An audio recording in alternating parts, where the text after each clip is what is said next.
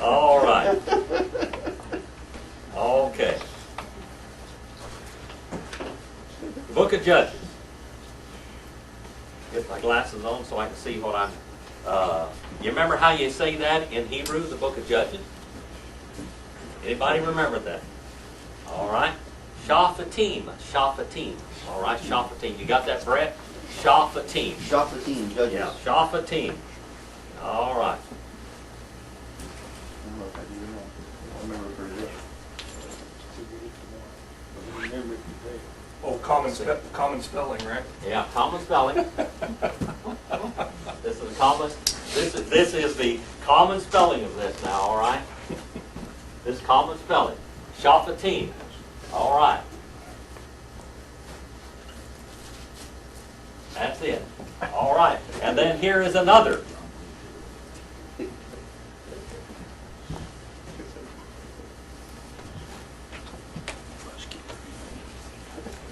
All right. That's Liber Judicium. All right. That's Latin. All right. The book of Judges. All right. And then we have in the Greek, and you Greek scholars, I know you'll have no trouble with that at all. Kritai. Kritai. All right. Kritai. Now that word kritai there, what word in English do we get from that word? Criticism. Critic or criticism. All right. This is where you critique something. That's all of the. Now you've got all of this. This is what the book of Judges is.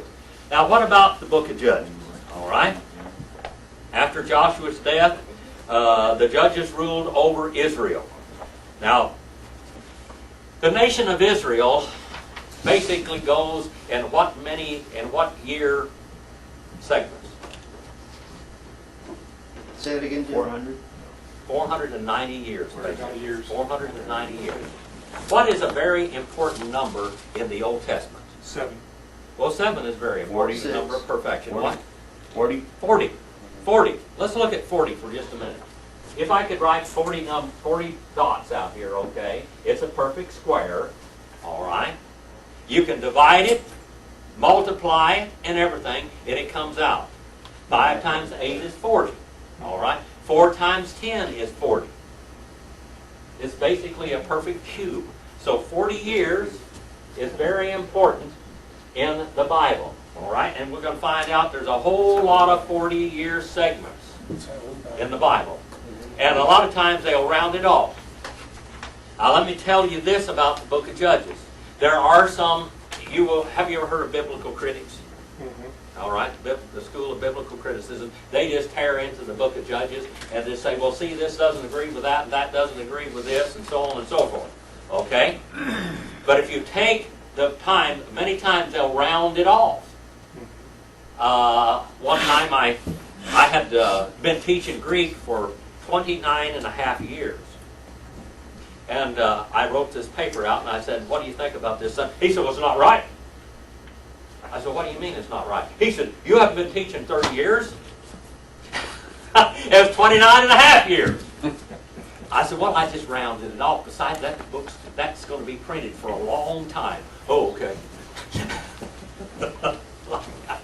You get people like that that are just absolutely, it's got to be to the dotting of the I and the crossing of the T. Even the Bible is not like that. Is there any exaggerations in the Bible? Hyperbole, yes. Ah, hyperboles. All right, that's exaggeration. Give me an exaggeration where you can, in the Bible, where you, what it can't be true. Strain out a gnat and swallow a camel. Strain out a gnat, and the story was, you know, a gnat and a camel are unclean beasts. All right, critters. All right, they're unclean, both of them unclean. But now the rabbis and all the Jews, they would take a cloth and they would strain their wine through the cloth and they would get the gnats out of it. But he said you strain out the gnat and you gulp down the camel. Gulp down. Have you ever seen anybody swallow a camel? Christy, do you think that might be possible? Swallow a camel? You don't think you could swallow a camel, do you? Not even a baby camel. All right? Maybe a great white shark could. Or something like that, a megamouth or something like that, if it was a small one, whatever. But a person can't gulp down a camel. What was Jesus doing? Now these are Jesus' words. What's he doing? Hyperbole. It's a hyperbole. It is showing the irrationality of what they were doing. All right? It's easier for a camel, or a rich man, it's easier for a camel to go through an eye of a needle than a rich man to get into heaven. Now, Dr. Luke tells us exactly what kind of needle that was. Tells us exactly what kind of needle. What kind of needle was that needle that Luke wrote in his gospel? Gate. Huh? Gate. Now, that's what we call, Surgical needle. in Bible Cousins, they talk about the needle's eye going into the city, but Luke They're does not talking believe about the it. doorway of the, after the big gates were closed. Yeah, there's a small doorway. Yeah, That's what we small call the doorway, and needle's the eye. camels would have to get on their knees and crawl through it. But that's not what we're talking about here. Luke straightens that situation out. What does Luke say? It's easier for a camel to go through the eye of a surgical needle. A surgical needle. They sewed people up back then. It's easier for a camel to go through an eye of a surgical needle than it is for a rich man to get into heaven. Now, I'm going to tell you something. Have you ever seen a camel go through the eye of a surgical sewing needle? No. Is it possible? No. What was that called? That's called another hyperbole. It's an exaggeration. So It can't be done, yes. was Jonah, is that a hyperbole? Like Jonah in the well? No. Because, okay, Jonah died in the whale's belly. okay. Many people over the years, people say, well, Jonah wasn't dead. Jonah was dead. He died. The miracle was that God raised him from the dead out of the belly of the whale. Okay? How will we explain that, the decipher between the two? Like, how do we? Well, this is a hyperbole. This is a figure of speech. Okay? Now, it's easier for a camel to go through an eye of a needle. That is, well, can you gulp down a camel? No. Swallow one? Can a camel go through the eye of a needle? No. People try to explain that out as a needle's eye going through there, but Luke takes care of that. He's not talking about the needle's eye. He's talking about a surgical needle. This is an exaggeration that, now, and they said, what? What was their answer when Jesus said this? What was their answer? Who then can be saved? Yeah, who then can be saved? Well, all things are possible with whom? With God. Rich people can get into heaven. God's always had trouble with them. Only by miracle of God's grace, though. That's right. It's a miracle when they do. Like Luke said, what's impossible with men is possible with God. Yeah, what's impossible with men is possible with God. Now these are, and this is what we're talking about, the absurd things in the Bible. I know you've had all kinds of explanations. Many people, for instance, let's go to another place. Have you ever heard that a man has less ribs than a woman? Yes. Yeah. Now, where did that old baloney come from? Because they took a woman's rib and made Because the man. Bible says that God put Adam to sleep. The King James Bible says God put Adam to sleep, and He took one of his ribs and made he a woman. That's not what the Bible says in the first place. It says that He took of his sides, plural, sides. Now, when King James guys came along there, they said, well, what do you mean sides? What are we going to put down here? We can't put sides. But that's what it says, isn't it? So they said, well, a rib is in the side, the rib of a boat, and the rib of this, and the rib of that. So they said, let's just say it was a rib.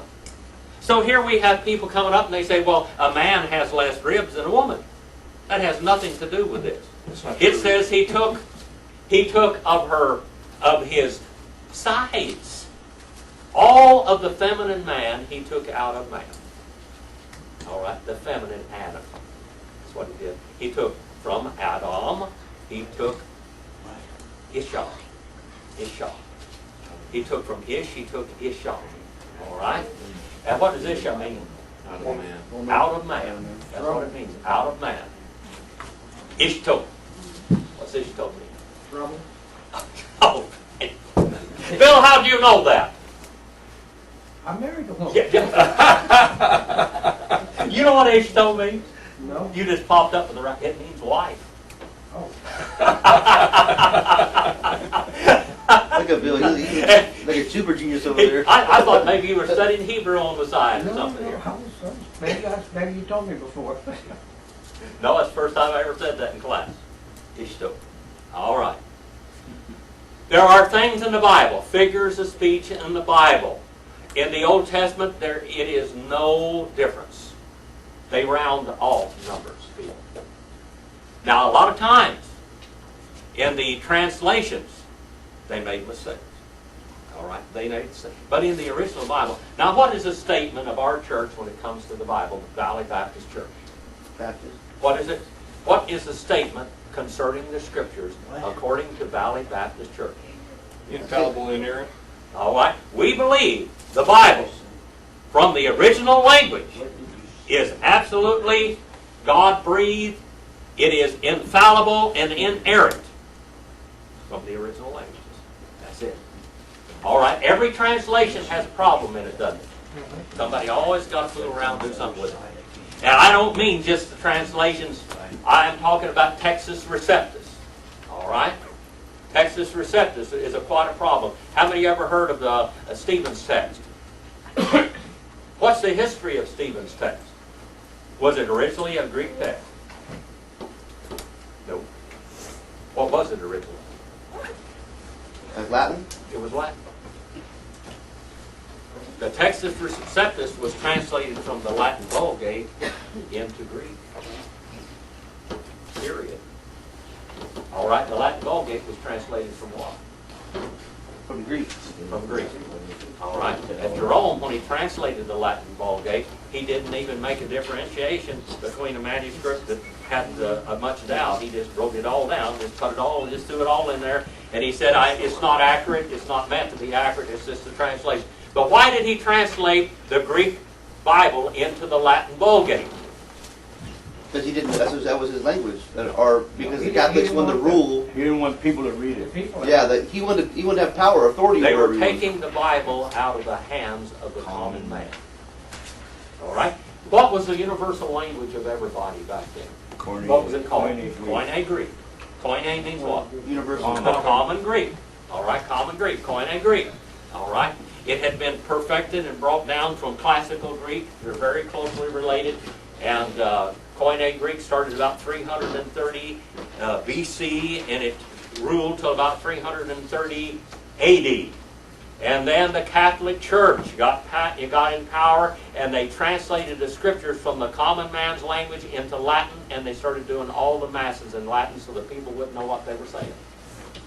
Because there was a whole lot of difference between what the Bible said and what they were practicing. And it got worse all the time. Okay? So, Jerome translated the Greek into Latin. And then later on, when they got a printing press and everything else, they decided they were going to, the Greek manuscripts were hard to come by back then. So they decided that they would translate from the Latin Vulgate back into the Greek. So there's what we have. And in the book of Revelation is such a conglomerated mess from the Latin Vulgate that it was a mess. It didn't make sense at all. And that's why the Catholics didn't even study the book of Revelation, talking too much about them anyway. But anyway, we see all kinds of little problems in the text according to the biblical critics. But they're not there. I taught Greek and Hebrew for a long, long time. I've been in here teaching Greek for 14 years. I saw Brother Phil Neighbors the other day, and he stopped me and he said, "Brother, I'm going to pray for you right now." He said, "We got to have you." he said, "We can't do without you. There's only one of you. That God's not going to make another one." Like this. He prayed for me, and he told some missionary came by and he said, "I want you to meet Brother Jim here." He said he knows Greek better than you do the newspaper. He can read it better, and all this kind of stuff. But I told him, I said, anybody could. If you had 14 years of Greek, how much Greek would you know? Put a sentence together. Right? I've been teaching for Greek here 14 years. Just put that down. Plus, I had 9 years of Greek in class. I've been teaching it for 40 years now. That's a long time. In my experience, most of the ones that go to seminary that learn Greek and everything, almost as soon as they get out, they forget it. They just lay it down. They can pick up Thayers or whatever, as long as they can do that. Young or Strongs. That's the thing, Strong's. Strong's is not strong. That's weak. I want you to get something in. Go get Thayer's and the Analytical Greek Lexicon. Get Liddell and Scott. That's the test on right there. Brother, No, I was just comment to what he said. I think that a lot of people aren't interested in it, and so, like, people. well, even the fact that they don't teach advanced reading and research like I teach here on Wednesday night. That's not in the seminaries right now, as far as I know. All of us beginning Greek, so they can just barely get a handle on it. That's it. All right, let's go on a little further. We're talking about the Bible. That's the title of this class. Basically, is the Bible. All right, we're looking at the Bible. Where are the problems in the Bible? And they just try to tear up the book of Judges because of the time elements. The 40-year time elements might be 38 years. How long did Israel actually wander in the wilderness?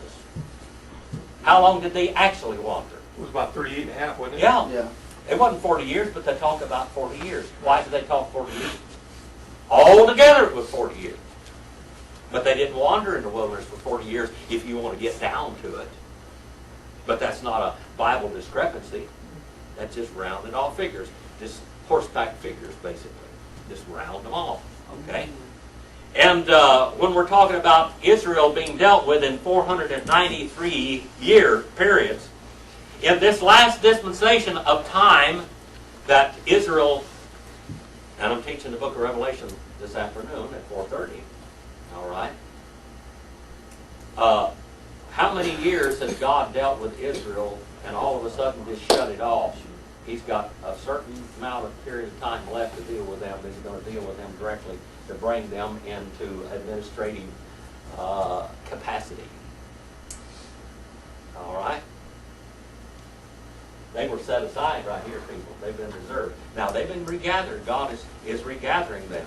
Okay? God is regathering Israel in them. But we're at a 483-year period of time. There is how many years? 483 from 490 is what? 7. From 490, all right, is 7 years left. What period of time is that now? That's real hard math. I know it's advanced algebra and everything like that for some people. Are you working all right with your I passed algebra? mine. You passed it. Good deal. Right over here, 7 more years that God will drill. What is the tribulation period for? Why do we have the tribulation period? What's the purpose of the tribulation period? It's not for the church. It's for all the non-believers. Is it? What's the last 7-year period of time for? Is it for church? Bring through from the Jews back to God. To bring the Jews back to God is dealing directly with the Jews. That will end off and finish off that 490-year period of time. Isn't that wonderful? Very simple. All right? Now, if you are a replacement theologian, what does that mean? Wrong. Thank you, brother. If you're a replacement theologian, and I do, now the statement of our church is that we believe in the premillennial coming of Christ and pre-tribulation coming of Christ. Premillennial, pre-tribulation coming of Christ. In other words, that He comes for His church and the saved before the tribulation starts, because the tribulation period is not for the church. Okay, as simple as that. It's not for the church. But now if you believe in mid-tribulation, split-trib, how many of you have heard of mid-trib rapture? All right, you've not heard all this stuff. How about the post-trib rapture?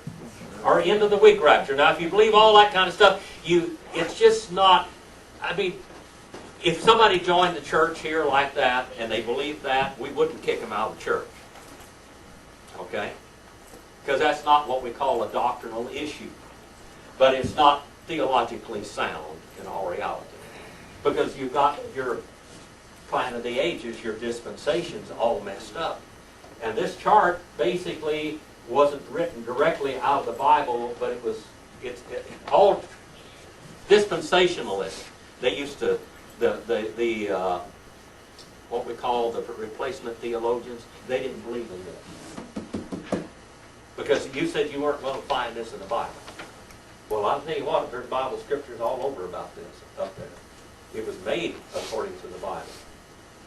Right? But here we have the last 7 years The last 490-year period. Now we're going to go through the judges basically in a 400 horseback numbers of 490 years.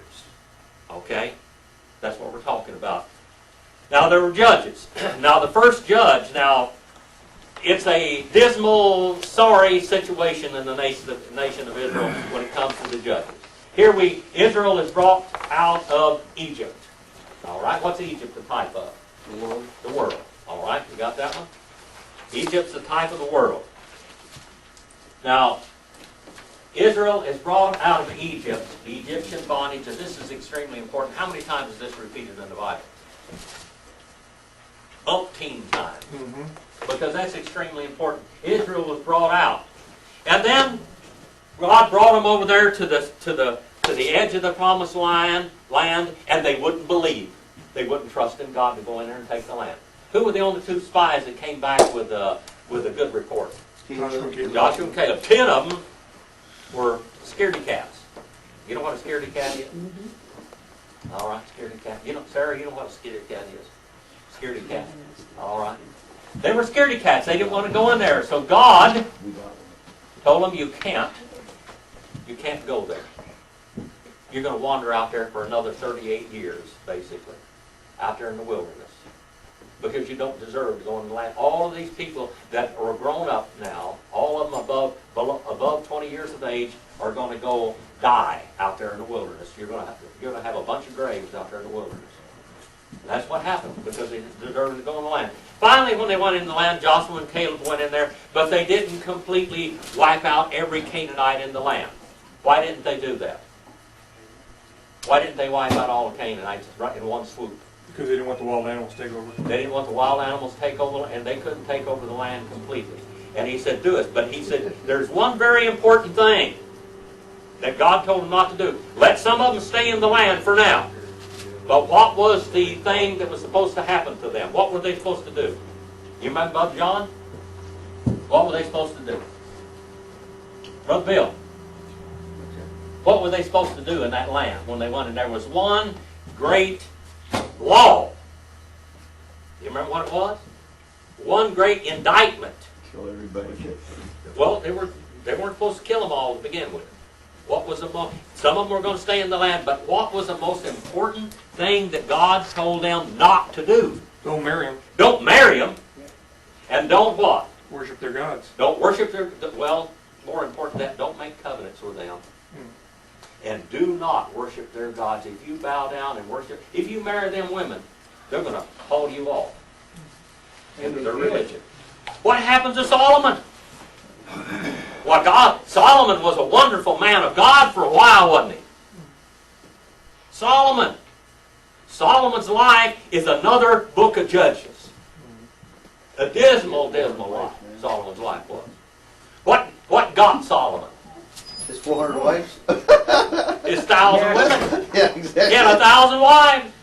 And then he All together. He Count the concubines and everything. He let everybody have their gods and stuff to suffice their gods. They were squalling and squealing, and you know a woman is it says like a dripping, Bill. Constant dripping. That would be more like a What's wife. Bill like? And they will want their gods, and what did Solomon do? He gave them to them. He built the gods up on Not all of them. the Mount of Olives, and the pagan temples overlooked God's temple, were higher. What a terrible, terrible story. What a terrible story. 1,000 wives. Yeah. That's a depressing thought. That sounds like kind of what's happening right now. Like, it's kind of like, I mean, it's a way larger scale. Bill, now, can you but- imagine the honeydews? Well, that's what got him was a honeydew. Honey, would you go out and do me a pagan shrine over here, and do me a pagan shrine over here, and do me a pagan shrine over here? That's what got Solomon. Solomon's life. I want one. Yeah, she got one, I want two. Aren't I better to you than she is? 1,000 of them. I want Pick three. up after yourself. All of this problem, all the time. Okay? And it destroyed him and his life. That man was unhappy. Did you know that? Solomon was an unhappy man. I wonder why. 1,000 wives. 1,000 wives. And he went from a wise man to a wisecrack. Yeah. He was a mess. Look at what happened to his life. What a mess. One of the most brilliant men, the most educated man in the world, and he married 1,000 women. 1,000 hundred. 1,000 pagan temples. All over the land. Oh. Well, the book of Judges is kind of like Solomon's life. It's kind of like Solomon's life. Solomon started off real good. Israel was in real good shape when Joshua died. They were serving the living God. And what was the last charge that Joshua gave them? God is jealous of you. You serve this God and Him only. You do things and do not marry those women. Do not worship their gods. Do not make any contracts with them at all. And of course, greed came in place. And some of the tribes says, well, we will let them stay in the land, but we're going to charge them taxes. We'll tax them. We'll make them pay tribute. And so here's that money coming in every year. And when the money comes in, they don't have to work so hard if you've got money coming in. So they said, we'll just leave them in the land. So what happened there? They contaminated the land. They didn't get rid of it. Do you think that if your 401k is rolling over here all the time and they're bringing tribute every year, do you think you're going to get rid of them? No. So they would not do what they needed to do. Jim, All right. may I ask Yes, a Bill. question? You know, I know Satan's over the material things in the world. You think that my thinking is that Satan put these women in front of Saul because he can take care of the material things, and he put them in front of Solomon to Distract you? He definitely distracted them. Do you think that these women distracted the Jews in the land? Now, I'm going to tell you something. God allowed at least 2 women come into the line. We have one from Jericho, which is Rahab the prostitute.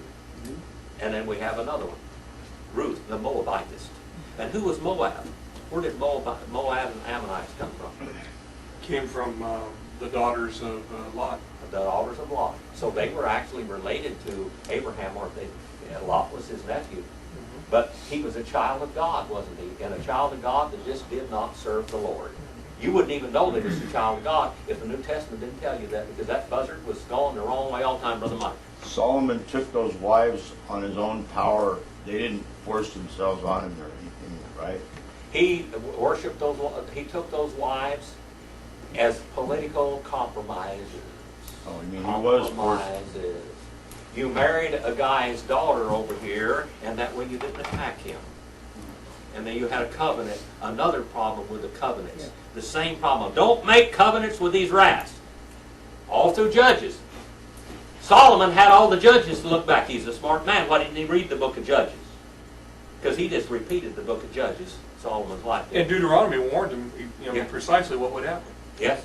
Now, Judges 17 and 6, 21, 25, 18 and 1, and 19 and 1. I want you to go and look at what it says there. Someone turn to Judges 17 and 6, 21 and 25, and 18 and 1, and 19 and 1, and then Judges 2 and 5. We need to look at that one more time as we're going. I try to give you a foundation on where the people try to tear up the book of Judges and the whole Bible. You need to understand that there are hyperboles in the Bible, which is exaggeration, which cannot be true. Okay? It's not meant to be true. It's meant as a figure of speech. Okay? Who's got Judges 17 and 6, Mike? In those days there was no king in Israel. Every man did what was right in his own eyes. All right. 21 and 25. Brother Jim. In those days, there was no king in Israel. Everyone did what was right in his own eyes. What was right in his own life. Judges 18 and 1. Brother John? 18 and 1. In those days there was no king in Israel. And in those days the tribe of Danites was seeking an inheritance for itself to dwell in. For until that day their inheritance among the tribes of Israel had not fallen to them. Okay. Again, it said what? 18 and what? What was that? 18 and 1, and then 19 and 1. Are you over there at 19 and 1, Bill? Yeah. Okay, 19 and verse 1. And it came to pass in those days when there was no king in Israel, that there was a certain Levite staying in the remote mountains of Ephraim. He took Okay, them hold on with that. We don't want to go there yet. But there was no king in Israel, and everybody did that which was right in his own eyes. And God sent them judges. Why did God, what is a judge? Look at the Greek word. What's it mean? Krite. All right? All right? Shaphatim. Shaphatim. All right? Judge. What does a judge do? Critique. He critiques. He judges. Israel would go astray. God said they were going to go astray. Israel would go astray. And they'd get out there in a horrible lifestyles and everything. What's that, Bill? Israel would be in a mess with their lives. And all of a sudden, somebody would stand up and say, you are an ungodly bunch of buzzards, and God is judging you because of it. You are being punished. And so they would cry, and they would repent, and guess who would hear? The Lord would hear, and he would send a judge to rescue them. We rescued them. Now let's look in the first judge was Othniel. Othniel. Othniel. All right? Judges 3:5-11. And the Mesopotamians were, what's the word Mesopotamia mean? Mesopotamia. Land between two rivers. The land between the rivers. Meso and Potamia. The land between the rivers. That's what Mesopotamia. The Mesopotamians were beating up the Jews. And he sent Othniel to rescue them 3:5-11. Actually 1 and 13 also. Now, what does Othniel mean? Does anybody know? Now, I want you to write this down in your syllabus. I think you're on page 63 in the syllabus. If We you would don't know have how to one, spell we'll get- that. Huh? We would know how to spell that. Sure you know how to spell that. Othniel. Okay. O, Common spelling. common spelling now. I'm going to write it in None of Hebrew this up fancy here. stuff. Othniel. Othniel. On the end of it, it means what? God. L. This is the end of it right here, every time. L is God, because we have an L. Shaddai. Yeah, here is basically, this is what we call over and over again, this is what Elohim, but the root of Elohim is El, God, all right? El, all right? On the end of every name that has El on the end of it is God. Okay, that's what it means. So now here, we know at the end of this guy's name is God. Force is God. Remember, there was a TV show or something kind of a thing, and it said, may the force be with you. That's You know, Star what they Wars. used to say. What was that? That's Star Wars. I remember, I never watched it, but I've never watched the thing at all, but people used to say, may the force be with you. Now here, this name, Othniel, is the God is force. Okay? God is force. All right? Othniel. Judges 3:5-11. And then we have Ehud. Ehud. E-H-U-D. E-H-U-D. Didn't like that. Ehud. Now what does Ehud mean? By the way, it was about 1336 BC. If you want to know that. All right. Sounds like a name. Ehud means what? Anybody know? Sounds like a name, but Yeah, well, it means strong. Strong. Okay, it means strong. Judges 3:12-30. Judges 3:12-30. Now write down these little things in your, if you don't have the syllabus, we got them. All right, we got plenty of syllabuses. And then we have another, and by the way, the Moabites were beating up Israel when Ehud came along, the strong one. Okay? And then we have Shamgar. Shamgar. S-H-A-M-G-A-R. Shamgar. All right, Shem, Shamgar. like is that name or monument, or is that Shem? Shamgar. It means, it was 1326 BC, basically, when he came along, and it means cupbearer. Cupbearer. All right? Cupbearer. And fleer. Shem. Cupbearer. One that runs the cup. He was the cupbearer of God, wasn't he? He did God's bidding. Then we have another judge by the name, it's a woman, and her name is B. Deborah. All right, her name is B. Deborah, the one who put the spike to that guy's head? Deborah. Yeah, Deborah, her name means bee. Bee or wasp. Don't get around a woman named Deborah. They'll drive a tent peg through your head or something. All right? That she's to be or what? That Judges 4 through 5:31. All right? And then we have another one. And by the way, the Canaanites were beating them up. There's 6 servitudes. 6 servitudes that Israel goes through during this period of time. Judges 3 and 8, Mesopotamia. Judges 3, 12 through 14, the Moabites. Judges 4, 2 through 3, that's the Canaanites. 3. Number 4, the Midianites with Gideon, 6 and 1, and the Ammonites with Japhat, and the Philistines with Samson. Now let's go back and get all of them back here. We have 6 periods of servitude. Israel was not their own. They got in the land. Now we live in the world, don't we? We're supposed to live in the world, but not of the world, are we not? Because the world will give you nothing but what? Trouble. Delete say. Tribulation. Trouble and tribulation. We do have trouble and tribulation in the world. God's people are in the world, but we should not be of it. We should stay separate from it. Now, do you see the story in Judges? Think about it. Children of God, don't go out and find yourself an ungodly husband. Because what would you do? You would bring curses on your head. Even in God's churches. Even in the churches of the Lord Jesus Christ. All right? If you find you a boy there, if you're a girl, or a girl if you're a boy, all right, you're going to have trouble there even. Maybe always they won't want to go the same direction you are, but you're going to have a whole lot less trouble there than you would if you went out here and got one out of a bar or something, or out of a football stadium, or a basketball court, or a pool room, or whatever. You go out there and find yourself a wife, you're going to have trouble. Find yourself a husband, you're going to have trouble. Look for one in the right place.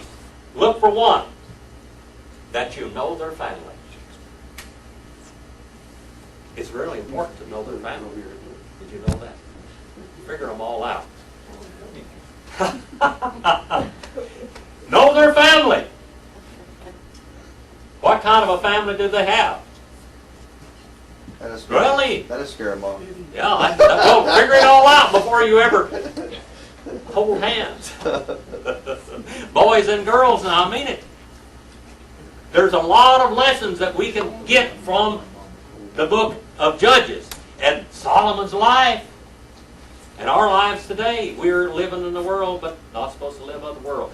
All the same rules that God gave Israel then, you need to apply them to your life today. This is extremely important. It's important. Fathers and mothers,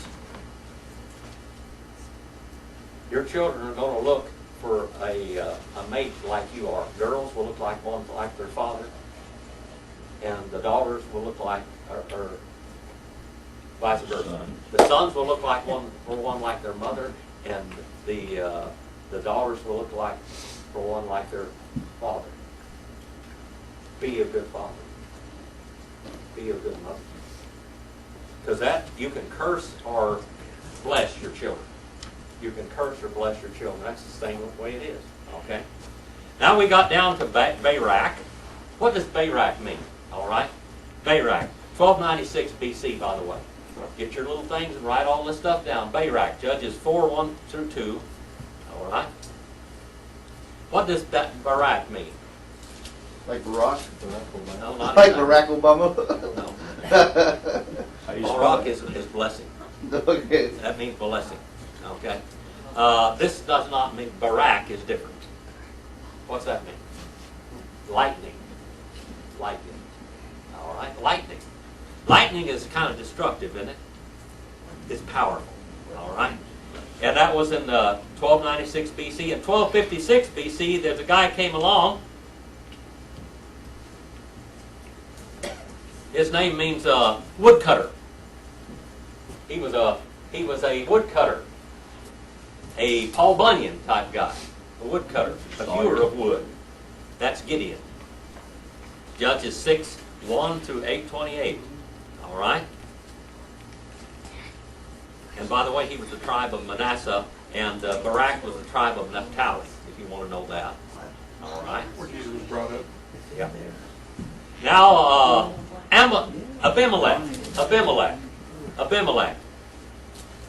Abimelech. We have a Hebrew word there. Of course, it's Hebrew, and this is in Judges, the 9th chapter. Abimelech. What does it mean? We have a word. What does father mean in Hebrew? What's the word for father? Abba. Abba. So we have Ab. We have father. And then what is the word for angel and king? Melech. Japan. All right. All right, it means father of the king. That's what his name means, father of the king. So this is a guy who had a good name, didn't he? All right. King of Shechem. And then we have the name Tola. Tola. And that means warm as in blood. Warm as in blood. Warm or red. All right? Like red blood. Blood-like. Judges 10, 1 and 2. And by the way, he ruled for about 23 years. And if you write that down in the years, and I forgot to give you Deborah and Barak were 40 years. Gideon was 40 years. And then Tola is 23 years. And now we have Jair, if you want to say it like that. And what does Yair mean? Yah means Jehovah. Jehovah, we got Jehovah there. And Line. Jehovah Jireh. Like his line, Jehovah Jireh. Jireh. What does Jireh mean? Remember it said that Provider.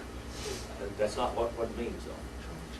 Shaddai. That's not what it literally means. Shaddai is nursing. Remember what it literally means. Shaddai. Provide, yes. Jehovah Jireh means the Lord provides, but it really means more than that. Jireh means to see. The Lord was seen. Jesus, in the New Testament, enlightened the Jews on their Septuagint translation of it. He said, Abraham saw me, saw my day, saw me. And when he saw him, this term is very, it's unusual, this term is. Jair, all right, Yair. All right, it means Jehovah enlightens or shows. Jehovah was seen, or Jehovah shows, or enlightens. That's what the name means. Judges 10, 3 through 5. And he was a Gideonite, and he ruled for about 20 years. And that was in 1180 BC, if you're writing all these things. Mike, you're doing a good job. You could teach this class tomorrow. No. See? You're getting it all down. Boy, that guy takes notes. Half of it. Huh? I got half of it, yeah. Okay, Different Jair. pieces. And then we have the word Jephthah. Judges 11 through 12 and 7. He judged about 6 years. All right. And he was sought by the leaders of Gilead. And Jephthah, what does that name mean? This was 1150 BC, by the way. 1150 BC. What does Jephthah mean? Opposer, one who opposes. One who opposes.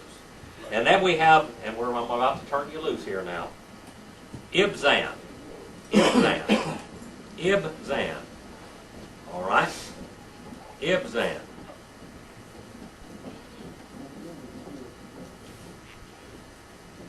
Ibzan means splendid. Judges 12, 8 through 10, he judged for about 7 years. Look at his name means splendid, and he judged for the number of the perfection. The number of perfection. All right. Now, we'll come back right here next week. Splendid. All right, here next week. But I won't be teaching for you next week, I don't think. Oh, you'll be in the doctor? Huh? We'll come to your hospital bed. Well, now, I want to tell you something. You just said that. But you know, when I was in the hospital down in Fullerton, Burbank, a bunch of my class, I had so many people down there in that hospital room that they thought I was having a class right down there. They were all around me, boy, just all over the place. You do it via satellite, Gabby. You'll be here. Well, Anyway, yes, I will be here as far as I know. Just pray for me that I can get through this Hey, we'll put it on procedure YouTube safely. and it'd be compelling. Yeah, compelling on YouTube. We can even put a video up on our website, except it costs so much money. How much do they cost? $10 to put one up and $20 or $30 to do it, like $40 for every video or something. I think they charge a $10 fee and then they charge you $30 to format it or something like that. What is going on next week? As far as I know, Ken Glenn may be here. How many of you remember Ken Blanton? Glenn? Oh, yeah. Ken Glenn is my student for like 8 years. He went to the seminary, graduated. Oh, you're talking about the guy seminary. that he had, was it Arizona for a while or something? He is a missionary in Utah right now. Oh, Utah? He's a missionary in He's Utah. like Jim's stepson. And they're having water rights problems? He's my Timothy. Okay? Ken sat in my classes for a long time. When he went back in the seminary and he had to take Greek back there in Louisville, he said it's baby Greek. He was quoting off, he listened in my classes like Brother Mike does. He listened in my classes, and he went back there spouting off all the rules of grammar like that, and you know what? They didn't even know what he was talking about. He was, The home of A.T. Robertson? yeah. They didn't even know Man. what he was even talking about. He went over their heads. He's a real Well, Christian. There's the next one right Anyway, he's a good, there. Dave Ratcher's your next one. David Bratcher is doing real well in Greek. I can guarantee you that much. And so is Randall, Greek and Hebrew. And Brett.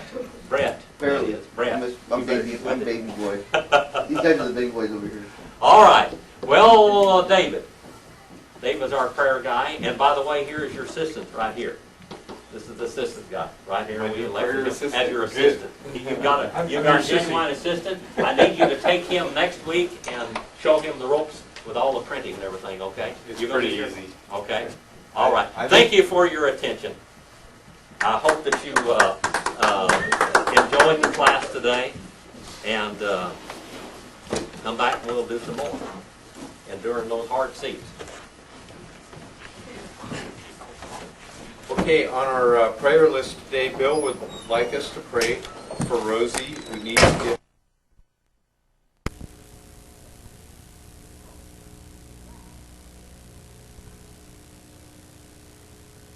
What is this thing? For they did not know what it was. And Moses said to them, it is the bread which the Lord has given you to eat. Now in the New Testament, think about this. Who did Jesus say he was? The bread of life. First of all, he said, I'm the rock that followed you in the wilderness. And always in the Old Testament, it said that Jehovah is the rock of our salvation. And then he said also that I am the bread of life. There at the Lord's Supper, which was the Passover that he instituted in the Lord's Supper, what did he say to them? Take, eat, this is my body. And what was he using? The bread. Unleavened bread. All right, unleavened bread. Well, we're going to quit right there for this week, and we'll start right there next week. In 16 and verse 16. I hope you learned something today from God's Word. I hope it's a blessing to you. There is a story there, people. There's a lesson to be learned. It's not just history. There's a lesson to be learned. By the way, this afternoon at 4:30, I'm teaching about baptism. If you want to not learn about baptism, I'll be doing that at 4:30. Brother David, are you ready to come up here?